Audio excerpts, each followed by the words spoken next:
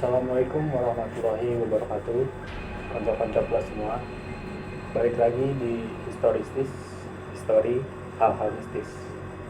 Jadi di kesempatan kali ini Historistis akan membagikan sebuah cerita yang kebetulan para sumbernya adalah tim dari Historistis sendiri, yaitu Bang Raffi, yang pada kesempatan di video-video lalu dia sempat menjadi host di sini. Kali ini dia berkesempatan untuk membagikan ceritanya, pengalamannya waktu dia mendaki ke Gunung Salak, Sukabumi. Untuk mempersingkat waktu, langsung aja kita tanya ke Bang Raffi gimana sih pengalaman dia waktu dia naik ke Gunung Salak dan cerita apa aja yang bakal dia bagiin ke kita. Langsung aja kita ke Bang Raffi. Halo Bang Raffi, selamat malam. Malam. Oke. Assalamualaikum warahmatullahi wabarakatuh, konco-konco plok semuanya. Di kesempatan kali ini, gue pengen bercerita tentang pengalaman gue naik ke Gunung Salak tahun lalu. Lebih tepatnya tanggal 2 Mei 2019.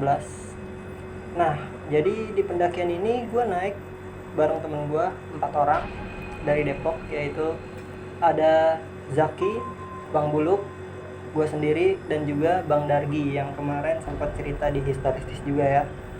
Untuk yang belum nonton bisa tonton dulu videonya di sini.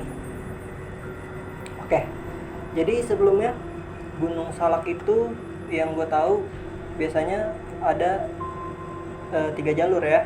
Orang yang pendaki untuk naik ke Gunung Salak tuh biasanya lewat jalur Cidahu, Pasirengit, dan juga Cimlati. Nah, mungkin untuk teman-teman yang udah pernah ke Gunung Salak terus tahu jalur lain yang selain yang gue sebutin tadi, bisa komen di bawah. Jadi gue lebih milih jalur via Cimlati. Kenapa kita pilih Cimlati? Karena kita punya temen di desa Cimlati yang bernama Bang Bako. Nah, sebelumnya kita udah kontak dia dulu nih untuk minta izin lah, bahwasanya rumahnya bisa nggak nih dipakai buat kita naruh motor dan juga istirahat bentar sebelum mulai pendakian gitu kan. Akhirnya dia setuju lah. Oh ya udah, oke kok, kata dia. Oke, akhirnya kita mulai packing rapi-rapi, belanja logistik dan perlengkapan lain lah untuk kita mulai pendakian kan. Kita dari Depok itu jam 11 malam. Jam 11 malam kita dari Depok ke rumah Bang Bako itu nyampe jam setengah 1, kurang lebih jam setengah 1. Nah, sebenarnya pas nyampe sana gue sedikit kaget juga nih. Loh, kok ada pendaki lain gitu kan. Nah, pendaki lain ini ada 4 orang, 2 cewek dan 2 cowok. Dan ternyata beliau ini diajak sama Bang Buluk tanpa sepengetahuan gua kan. Akhirnya ya udah kita kenalan lah di situ. Nah, 2 cowok ini bernama Ariel sama Bang Andre. Yang ceweknya ini bernama Amel dan juga Indah. Akhirnya kita ngobrol-ngobrol dulu sambil ngopi, sambil ngerokok kan. Sampai akhirnya kita mutusin buat tidur tuh. Udah malam yuk tidur gitu, karena besok kita juga mulai pendakian kan. Akhirnya kita mutusin buat tidur. Nah, bangunlah, tibalah pagi tiba, kita bangun semuanya rapi-rapi. Ada yang mau mandi dulu silakan ya kan. Nah, setelah mandi itu, setelah semuanya udah rapi, kita sarapan dulu nih, disediain sarapan. Kita sarapan dulu, makan. Nah, setelah sarapan kita prepare lah, jangan sampai ada yang ketinggalan. Maupun itu barang-barang, logistik, segala macam, pokoknya harus aman lah gitu kan. Setelah pastiin semuanya aman, barulah kita mulai pamit sama orang-orang rumah. Pamit, kita berdoa tuh. Setelah itu berdoa, barulah kita mulai pendakian. Mulailah nih kita pendakian, semua berjalan lancar alhamdulillah. Sampai di pos 1 itu kita diguyur hujan. tiba-tiba hujan nih di pos 1. Hujan, mau nggak mau kita harus berhenti dulu. Ya udah, akhirnya kita gelar flysheet, berhenti dulu, ngobrol-ngobrol, bikin kopi, dan juga cemil-cemilan tuh, snack-snack itu kan, sama roti paling. Udah, nggak lama setelah kita break, hujan berhenti nih. Jam 9 pagi. Jam 9 pagi tuh hujan berhenti. Akhirnya kita mutusin, ayo lanjut lagi yuk. Ya udah, ayo. Kita lanjut lagi. Sampailah kita ke pos 2. Pos 2 juga nggak ada kendala, paling capek-capek biasa aja. Wajar lah dalam hal pendakian kan. Di pos 2 ini kita sempat break lagi untuk ngerokok sebentar sambil ngilangin capek kita lah. Setelah udah ngerokok sebentar, kita lanjut lagi ke pos 3. Nah, di pos 3 ini kita mulai agak lama nih breaknya. Istirahatnya. Iya, agak lama breaknya karena di situ juga yang pertama ada mata air, dan yang kedua kita ketemu sama pendaki juga. Cuman bedanya beliau ini tektok dia. Jadi habis puncak ya udah langsung turun lagi. Kita ngobrol-ngobrol sebentar, tukar cerita segala macam kan. Akhirnya mutusin buat lanjut lagi karena udah sore juga, udah hitungannya udah jam 2 lah. Udah lama kan kita break. Udah nih, udah kelamaan breaknya. Yuk kita lanjut lagi. Kita lanjut lagi. Nah, di perjalanan itu menuju ke pos 4, di perjalanan dari pos 3 menuju ke pos 4 itu kita capek. Salah satu dari kita ada yang capek lah. Akhirnya mutusin buat ya udah break dulu, tahan dulu, nggak apa-apa, tahan dulu, kita ngopi-ngopi santai lagi, bikin indomie buat keganjal perut kan. Dah di pos 3 menuju ke pos 4 ini ada satu kendala, bukan kendala sih jatuhnya, kejadian yang janggal lah. Salah satu dari kita itu ngedengar suara gamelan. Si dia ini bilang gini, kalian pada denger nggak sih? Dengar apa kan gitu? Dengar deh coba suara gamelan. Tapi ada dari sebagian kita tuh juga yang nggak denger. Akhirnya gue mutusin buat, karena emang posisi gue juga nggak denger kan. Akhirnya gue bilang, ya udah nggak usah dipikirin, santai aja, bawa santai. Ya udah, akhirnya kita baru mau prepare buat lanjut lagi nih ke pos 4. Itu hujan lagi. Hujan lagi. Tiba-tiba pohon yang ada di jalur kita, jadi ini jalur, ini ada pohon, Mat. Pohon itu tumbang. Kita pada kaget dong otomatis. Astagfirullahaladzim, ya kan. Nggak mau mikir yang aneh-aneh juga kan. Mungkin keadaan alam. Ya mungkin ya karena efek hujan juga kan mungkin. Akhirnya ya udahlah, nggak usah mikir yang enggak. Lanjut lagi aja ke pos 4. Lanjut lagi kita ke pos 4. Itu posisi emang udah sore, Pak. Posisi udah jam 4-an lah, udah jam 4. Nyampe pos 4 itu pas banget jam 4. Jam 4 akhirnya kita mutusin, udah kita ngecamp di sini aja, gelar tenda. Kita gelar tenda lah. Kita baru ngediriin 2 tenda di situ. Emang dikhususin pertama untuk cewek sama cowok. Jadi ini cewek sebelah sini, misalnya cowok sebelah sini gitu. Itu baru bangun 2 tenda. Nah, tenda gua ini belum gua bangun. Pikiran gua udahlah nanti aja karena capek juga kan.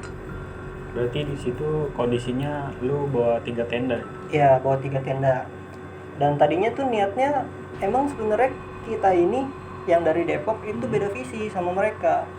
Kita ini pengen ngecamp di puncak. Cuman tanpa sepengetahuan kita kan si Bang Buluk ini ngajak 4 orang temennya itu, dan ternyata dia ini ngajak mereka itu biar dia nggak ikut ngecamp di puncak. Dia pengen pulang lah, pengen habis puncak langsung pulang, nggak nginep lagi ya. Akhirnya ya udah, kita rembukan lah di situ kan. Gimana nih Bang Jau, kita mau lanjut ngecamp di puncak atau di sini bareng mereka gitu kan. Sampai akhirnya kita diskusi, dapatlah jalan keluarnya kan. Ya udah, kita ngecamp aja dulu di sini, nggak apa-apa. Lagi juga cuaca juga nggak mendukung, takutnya pas kita naik lagi emang hujan lagi gitu kan. Ya udah, akhirnya ya udah kita di sini aja dulu,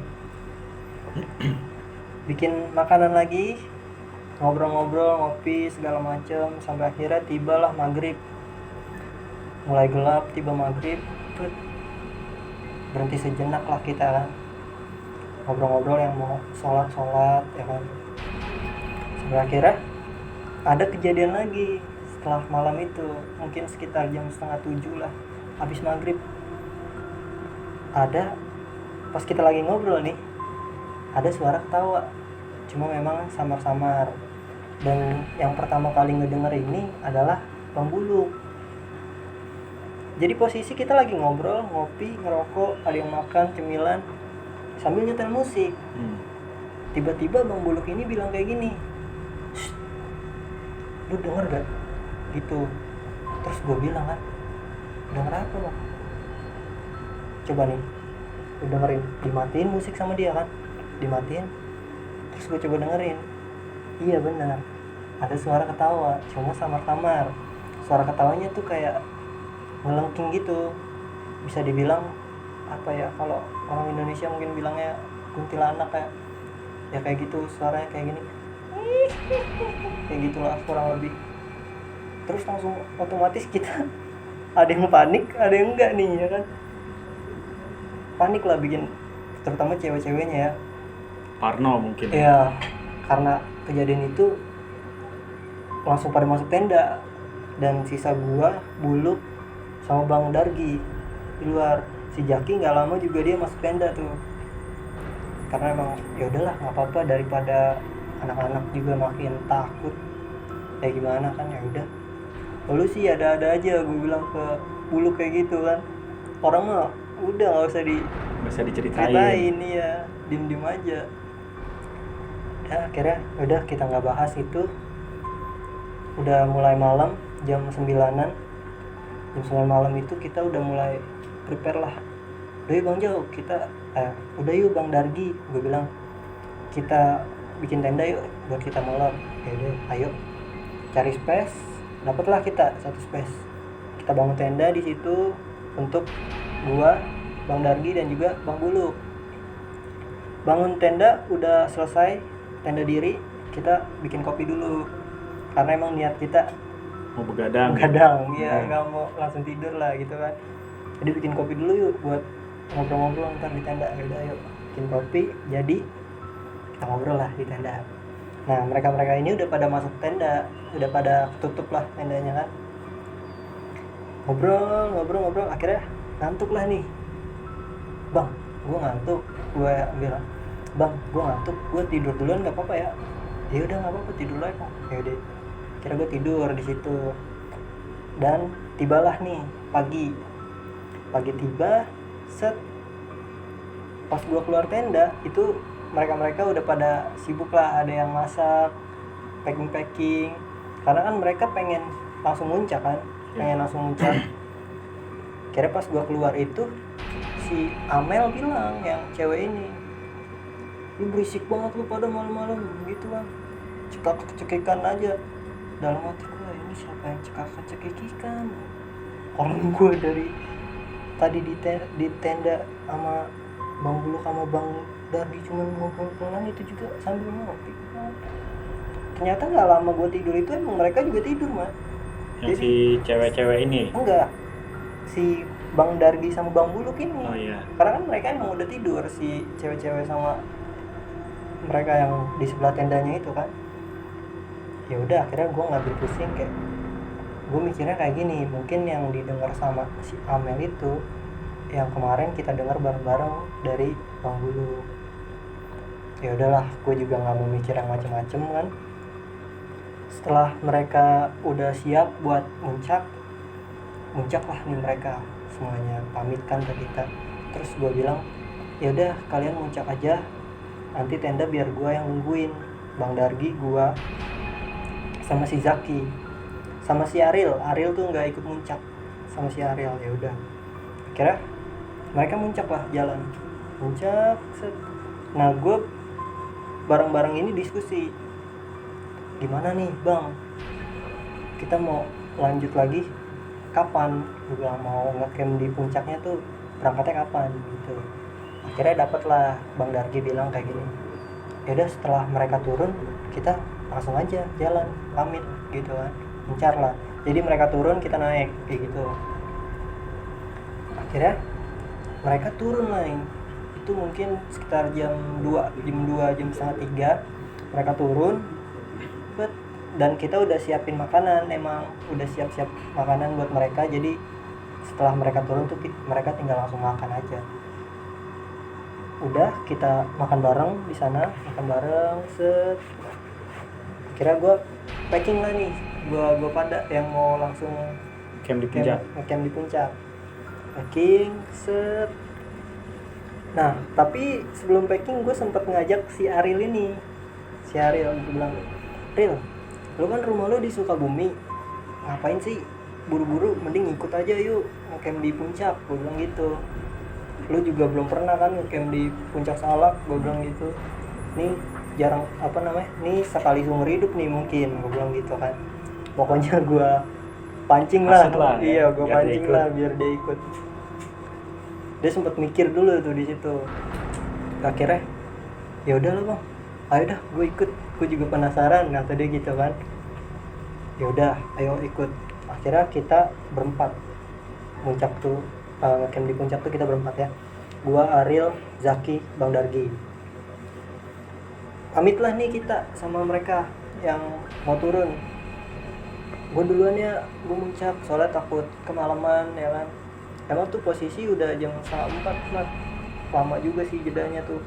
3:30 kita baru jalan, 3:30 jalan set.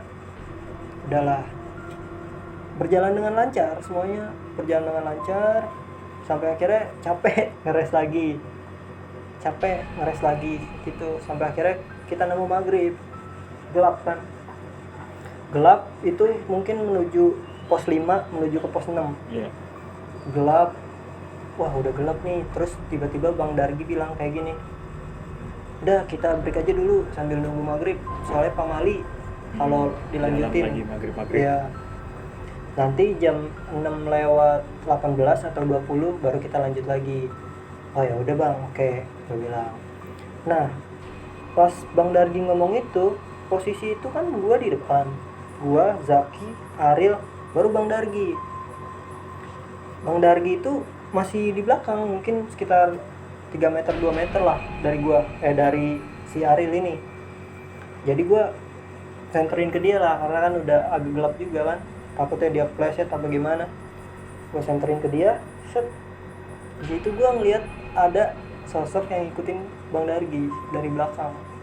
Sebenarnya bukan ngikutin sih, jatuhnya dia kayak Berdiri di belakang Bang Dargi. iya, berdiri kayak nunggu nih orang jalan. Oh iya. Gue nunggu dia jalan, mungkin dia baru jalan kayak gitu. Dan gak lama setelah gue nyenter kayak gini mas, si Zaki ini sempat nengok ke gue, kayak gini, terus bilang kayak gini, Pong, cuman gak ada suaranya. Nah gue ngambil kesimpulan bahwa jangan-jangan nih anak ngeliat Ya, juga. Ya akhirnya gue nggak nanya juga sih di situ, gue nggak nanya juga, pokoknya ya udahlah, anggap aja nggak ada gitu kan. Nggak mau ada pikiran yang macam-macam lah pokoknya. Sampai akhirnya break, udah jam 6:18 gue bilang ke Bang Dargi, karena Bang Dargi ini yang tahu treknya. Yeah. Dia ini yang udah pernah ke Gunung Salak kayak gitu kan. Bang, ini udah jam 6:18, gimana bang, mau lanjut apa enggak? Gue bilang, kata dia, ayo dah lanjut lagi, nanti daripada kemalaman gitu kan. Ayo kita lanjut lagi. Lanjut lagi.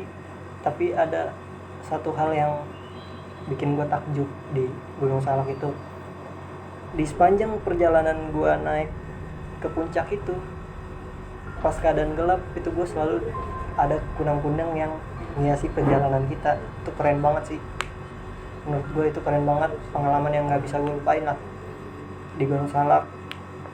Akhirnya kita jalan menuju ke pos 6, itu berjalan lancar tuh, nggak ada kendala apa-apa. Paling capek, bener-bener capek sih karena treknya bisa dibilang aduh susah lah. Nanjak banget. Iya, nanjak banget. Udah sampai akhirnya gue emosi sendiri karena emang mungkin terlalu capek ya kan, terus nggak kelar ini kapan nyampe puncaknya kayak gitu kan, cuman masih dalam hati gue. Nah sampai akhirnya ada klimaksnya nih, gue kesel, gue emosi kan. Gue bilang kayak gini, ngentot lah sampai sampai, dan itu terucap, dan itu keluar suara dari mulut lo. Iya, keluar suara gitu kan. Terus Bang Dargi bilang gini, udah, ini udah mau nyampe, mau nyampe puncak gitu kan. Pas bener Mat, pas gua naik satu langkah, jadi ini tuh hitungannya udah tanjakan terakhir. Pas gua naik satu langkah, tuh gua langsung belok kanan, udah ngeliat makam Mbah Salak. Gua langsung kayak ngerasa bersalah gitu kan atas ucapan gue yang tadi. Gue istighfar lah di situ kan, astagfirullahaladzim, gue takut gue salah kata kan, gue minta maaf lah dalam hati. Akhirnya kita sampai di puncak, kita gelar tenda, dan bener-bener di puncak itu cuman kita doang. Ada tenda kalian doang? Iya. Berarti di puncak tuh kalian cuma berempat gitu? Iya, kelompok kita doang, nggak ada sama sekali orang lain. Udah akhirnya dari situ gelar tenda udah diri, kita bikin kopi, bikin makanan lah buat ngisi perut kan. Udah setelah makan itu gue pengen kencing tiba-tiba kan, gue pengen kencing banget, gue kencing lah. Nah jadi Bang Dargi sama Ariel ini posisinya dia lagi foto-foto gitu di pelang Gunung Salak, foto-foto, dan si Zaki ini di tenda, dia lagi bikin kopi. Udah, gue bilang gue kencing dulu doi. Gue bilang ke si Zaki, gue kencing dulu Zak. Ya, gue kencing. Sebenarnya gue kencing tuh nggak jauh dari tenda. Ibaratnya ini tenda, ini gue. Iya. Gue kencing di situ. Emang posisinya depan gue itu udah jurang, semak-semak, di situ jurang. Udah, gue kencing di situ. Biasa aja, awalnya biasa aja. Nggak lama itu ada semak-semak di depan gue tuh goyang, kayak bunyi kayak diinjek kayak sesuatu ada, binatang iya, gitu. ada binatang lah gitu kan. Nah gue langsung parno nih, wah ini apa nih, cuman nggak terlalu kayak parah banget lah parno ya. Sampai akhirnya tuh ada kejadian yang parah banget itu, di balik semak-semak itu muncul muka monyet, cuman segede pala orang, segede pala gue lah. Gue paniknya lah. Astagfirullahaladzim, gue sampai teriak, gue bilang anjing, sampai kayak gitu gue bilang. Gue sambil lari ke tenda. Di tenda itu kan ada si Zaki sampai nanya, lu kenapa? Kata dia, lu kenapa bego? Nggak apa-apa, gue bilang nggak apa-apa. Terus dia maksa gue kan, kayak lu kenapa anjing, cerita aja gitu kan. Nggak lama sih Bang Dargi sama si Ariel ini masuk, karena dia denger suara lu teriakan gua kan. Masuk ke tenda, dia juga nanya kan, lu kenapa Pung? Gua bilang kagak bang, kagak apa-apa, gua bilang. Dan tiba-tiba di belakang gua ini pegel banget matrasnya, belakang sini gua nih pegel matrasnya, lemes gua, langsung lemes-lemesnya. Gua bilang sama si Zaki, doi tolong pijitin gua doi, pegel banget sini gua. Karena emang anak-anak bawa minyak kayu putih juga. Gue juga tipikal orang yang nggak demen dikerokin. Gue mending lebih baik dibalurin daripada dikerokin kayak gitu kan. Gue minta tolong lah sama si Zaki, Zak tolong balurin gue minyak kayu putih sambil dipijitin. Itu gue bener-bener lemes banget, parah. Badan gue udah drop banget rasanya. Setelah kejadian itu gue langsung nggak mau mikir yang enggak kan, dipijitin lah, sambil dipijitin sama si Zaki. Si Bang Dargi sama si Ariel ini nanya lagi ke gue, lu kenapa Pong, cerita aja udah, nggak apa-apa. Gue bilang nggak apa-apa bang, santai. Bener lu nggak apa-apa? Iya nggak apa-apa, gue bilang. Ya udah, gue mau lanjut foto-foto lagi kata dia. Ya udah ya, sama si Ari lah dia berdua. Nah si Zaki ini masih ngedesak gue sambil mijitin gue. Dia sambil bilang, Pong lu kenapa Pong, cerita aja bego, nggak usah dipendem-pendem kata dia. Akhirnya gue ceritalah ke si Zaki ini.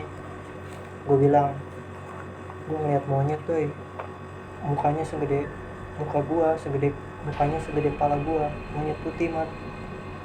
Bener-bener itu mukanya tuh muka monyet, muka kera putih, hidungnya merah. Terus gue bilang, gue ngeliat itu ke si Zaki.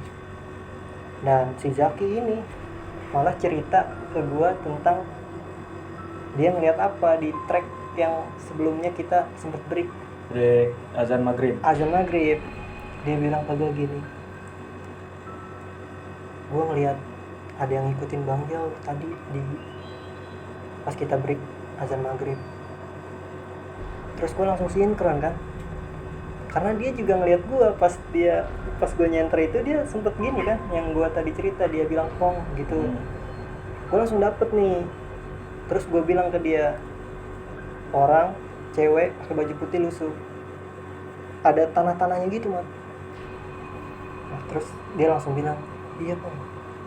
Ya udah, akhirnya udahlah doi, gue nggak mau bahas kayak gini-ginian. Gue bilang gue nggak mau bahas kayak ginian, gue tidur duluan aja ya, karena gue juga nggak mau mikir yang enggak. Gue nggak mau udah keadaan gue drop kayak gini, gue mikir yang macam-macam malah tambah down gitu. Iya, malah makin drop. Ya udah, gue tidur duluan ya, nggak apa-apa ya, gue bilang. Ya udah nggak apa-apa, lu tidur aja. Gue tidur lah akhirnya. Gue tidur, nggak lama gue tidur ternyata si Bang Jau sama si Ariel ini udah masuk tenda kan. Masuk tenda dan Ariel juga tidur. Sisalah si Zaki sama Dargi. Nah mereka ini setelah gue sama Ariel tidur, ternyata mereka mereka ngedengar suara cewek lagi ngobrol. Itu sekitar jam 1 malam. Jam 1 malam tuh mereka ngedengar suara cewek lagi ngobrol. Nah mereka ini seneng kan, maksudnya kayak ada tetangga nih gitu, besok asik nih gitu kan, bisa kenalan.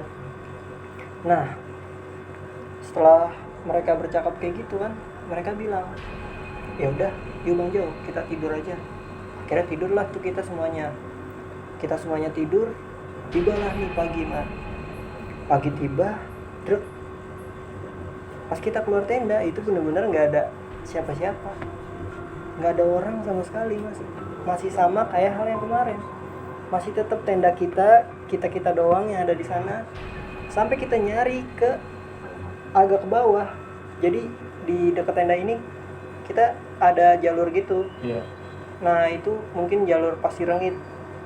Kita sampai nyari ke situ, kok nggak ada Si cewek-cewek ini. Sekarang logikanya gini ya, mana ada sih cewek naik ke puncak malam jam 1 terus dia turun lagi? Itu nggak mungkin. Mau nggak mau kan mereka ngecamp, karena emang mereka ngelihat juga ada yang ngecamp di sini, atau mungkin mereka bisa bangunin kita ya kan, buat bercengkrama lah, ngobrol-ngobrol, buat nemenin mereka biar nggak panik kan. Otomatis kalau manusia kayak gitu ya. Sampai akhirnya ya udahlah, anggap aja bonus. Iya. Gitu kan, anggap aja bonus. Ya udah, akhirnya kita masak, makan buat sarapan, barulah kita turun. Pas perjalanan kita turun, alhamdulillah nggak ada kendala sama sekali. Alhamdulillah sampai di rumah Bang Bako dengan selamat. Nah sesamanya kita di rumah Bang Bako ini, itu udah rame keluarganya dia. Ternyata emang lagi kumpul keluarga, ada pamannya dia. Kita salaman lah, perkenalan lah ya kan. Udah perkenalan, kita ditawarin buat makan. Yaudah yuk makan bareng kan. Akhirnya kita makan bareng. Setelah makan kita ke teras lah, keluar ke teras sambil ngerokok, ngopi kan. Nah gak lama ini pamannya Bang Bako ini nyamperin kita. Terus dia duduk, dia nanya gini, gimana Gunung Salak, seru gak gitu kan. Terus kita bilang, asik kok om. Kalian ada yang dengar suara gamelan nggak? Tiba-tiba dia nembak kayak gitu kan. Terus gue bilang, loh, dalam hati gue, loh, ada apa nih gitu kan. Kenapa dia nanya kayak gitu? Iya, bertanya-tanya lah kan. Sampai akhirnya kita jawab, iya om, denger gitu kan. Nah terus dia balik jawab lagi, dia bilang gini, iya udah biasa itu, yang penting jangan kalian samperin. Kalau Kayak gitu. dengar suara gamelan. Kalau dengar suara gamelan tuh jangan disamperin. Nah gue makin bertanya-tanya lagi kan, ini maksudnya jangan disamperin kayak gimana kan. Terus gue tanya, emang kenapa kalau disamperin? Gue bilang gitu. Nah terus beliau ini bilang, iya kalau kalian samperin itu ada dua kemungkinan, di antara kalian masuk ke dunia mereka atau kalian dipindahin dalam arti tuh kayak gimana om? Gue bilang, dipindahin itu maksudnya kayak lu denger suara gamelan di pos 3 misalnya, terus lu samperin. Misalnya lu denger suara gamelan di pos 3, nah suara gamelannya itu deket banget di bawah lu atau di mau ke arah pos 2 lah gitu. Lu samperin dan nanti lu udah gak sadar, tiba-tiba lu ada di puncak aja pas lu sadar kayak gitu. Dan dia juga cerita, jadi dulu itu pernah kejadian orang naik ke Gunung Salak, dia solo hiking, dia ngedenger suara gamelan, disamperin sama dia, dia langsung gak sadar. Pas dia sadar itu dia udah ada di puncak dekat makam itu. Nah mungkin segitu, hanya itu aja sih yang bisa gue sampaikan karena pengalaman gue mendaki Gunung Salak ya, serial-realnya ya kayak gitu. Oke, konco-konco plus semua, mungkin segitu aja dari historis kali ini yang diceritain Bang Raffi. Mungkin ada baiknya dan buruknya. Yang baiknya bisa kalian serap, yang buruknya bisa kalian jangan tiru lah. Sebelum video ini ditutup, Mungkin Bang Raffi punya pesan-pesan atau apa yang mau disampaikan gitu ke penonton-penonton. Oke. Mungkin sedikit aja ya pesan-pesan dari gua, bahwasanya gini, selayaknya kalian bertamu aja. Kalau rumah kalian didatangin oleh tamu dan tamunya itu nggak bersikap baik, nggak bertutur kata dengan baik, itu kan pasti kalian kesel kan. Nah mungkin ibaratnya gitu aja, jadi dimanapun kalian berada, kalian juga harus jaga sopan santun dan tutur kata, terutama mungkin di gunung ya, karena di gunung kan maksudnya tuh kita sebagai tamu gitu, mungkin lebih dikontrol aja sih dirinya biar nggak ngucapin kata-kata yang nggak pantas, nggak berperilaku yang nggak pantas juga. Itu aja sih dari gue. oke, kalau sedikit tambahan dari gue, mungkin nggak cuma di gunung aja, di semua tempat yang asing buat kita ya selayaknya kita menjaga sikap. Bahkan di rumah sendiri aja kita juga kan harus sopan sama orang tua atau ya sama penghuni rumah yang lain lah. Apalagi di gunung, di hutan atau di pantai lah, itu kan alam bebas dan bisa dibilang bukan rumah kita sendiri. Gampangnya sih, di mana bumi dipijak, di situ langit dijunjung. Oke, segitu aja di video kali ini. Akhir kata, Historistis mengucapkan terima kasih dan wassalamualaikum warahmatullahi wabarakatuh. Sampai ketemu di video selanjutnya. Terima kasih.